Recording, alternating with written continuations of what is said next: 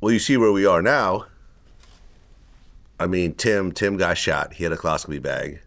Ultimately, the charges were dropped because in Georgia, there was stand your ground. Yeah. Right? Might have ended up differently if it was California or New York. Yeah, for sure. But stand your ground allowed him to walk free. But then Lil Pop gets killed, and Durk and a bunch of his people are now arrested facing murder for hire charges.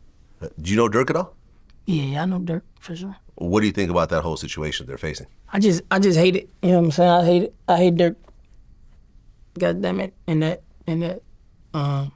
situation. Because at the same time, it's a lot of people that looked up to Durk.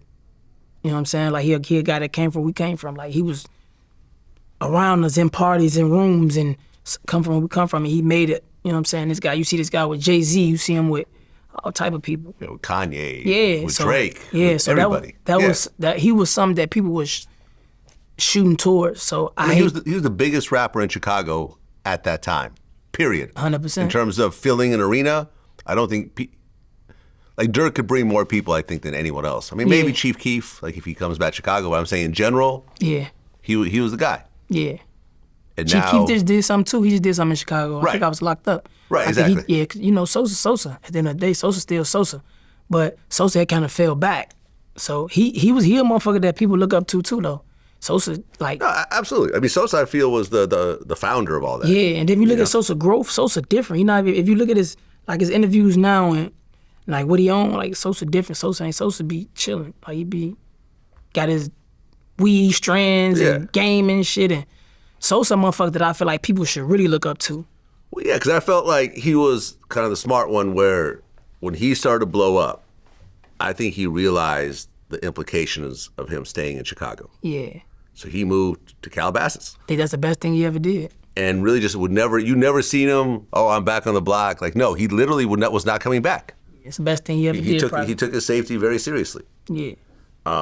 So, yeah, this is why the only bullshit I ever heard with Chief Keef was during the whole Tekashi 6ix9ine thing where, like, one of Tekashi's dudes, like, shot at him, like, in New York. But I'm saying, like, you never see any Chicago bullshit catching up with Chief Keef. Yeah. He did what he did, then he moved and stayed. Yeah. You knew Chief Keef? Yeah, I knew Sosa. What was it like?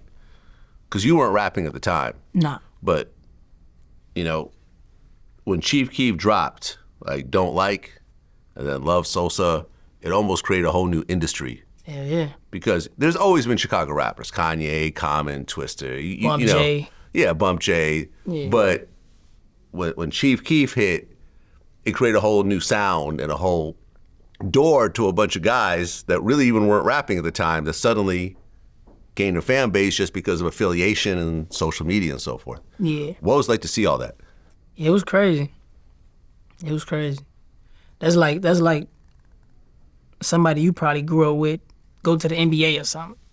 Feel me? Every motherfucker want to play basketball. Everybody in the gym playing and hooping and shit trying to.